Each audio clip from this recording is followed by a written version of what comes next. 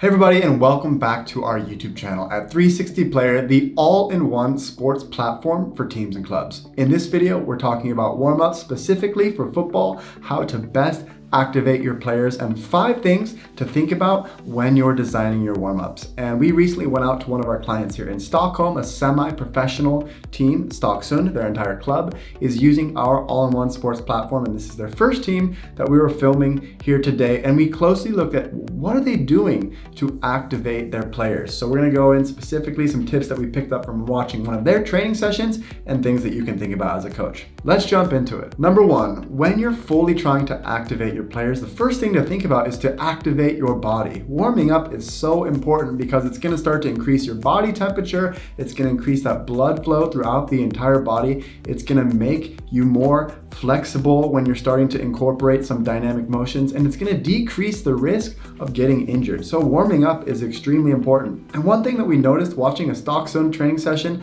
is that they were incorporating lots of different dynamic motions. They would be doing different types of running, where they would do different types of skipping, different types of leg movements like this leg swing exercise here, different types of toe touches, so that they're activating at different angles, different parts of the body, so that when the players get into a more demanding part of the training session, they'll have already loosened up those joints. They'll already have got that blood flow circulation, so they're less likely to suffer from overextension injuries and these types of things. There's also been studies showing that dynamic stretching for performance is actually better than static stretching. What's the difference between dynamic and static stretching?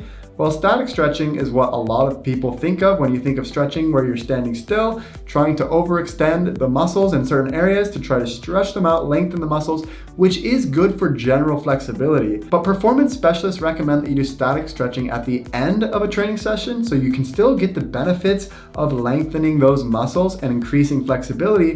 But if you do static stretching at the beginning, it's actually proven to slow you down by a step or two. So dynamic stretching is a better way of activating the body at the beginning of a training session. Then once you've thought through some ways to activate the body, you can also use a warm-up to activate the technical skills of the players. You'll see throughout the warm-up that we noticed at Stocksund that they're incorporating different types of passing, different types of trapping, different types of dribbling, so that they're working with a partner, they're moving up and down the field, activating their body, but also sharpening their touches on the ball, getting all of those technical skills dialed in for what's to come at the training session. So when you're designing your warm-ups, think about how can I activate the players' bodies physically, but also start to get them moving with touches on the ball so that they're working up to those more demanding technical aspects of the training as well. The third way that you're going to want to activate your players during a warm-up is activating the players mentally. So if you're warming up the body, you're warming up the technical skills, you also want to get your players focused and dialed in. And one way that we saw that they would do this at the Stocksund training session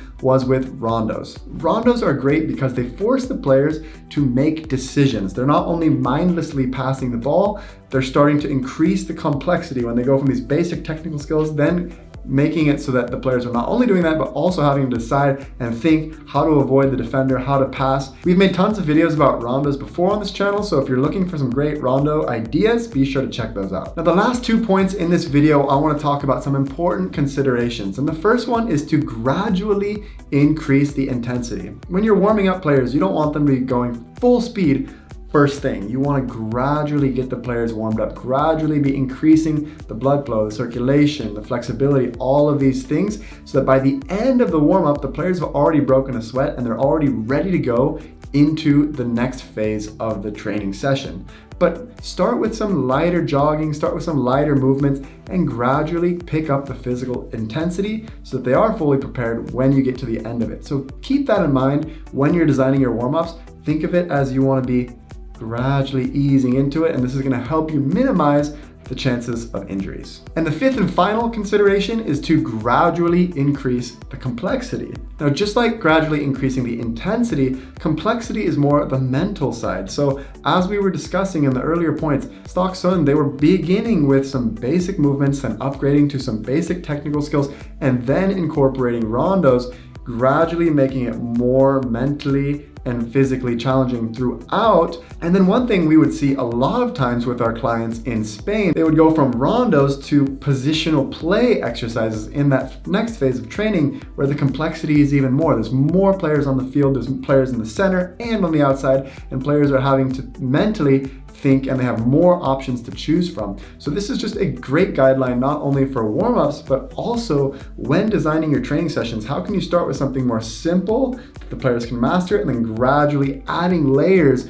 of challenges and difficulties throughout the training session so that players can adapt and conquer each level. So with that, guys, those are 5 tips to fully activate your players in your next training session. If you want some more great warm-up ideas, check out this video right here. Thanks for watching this one, and we will see you guys in another video.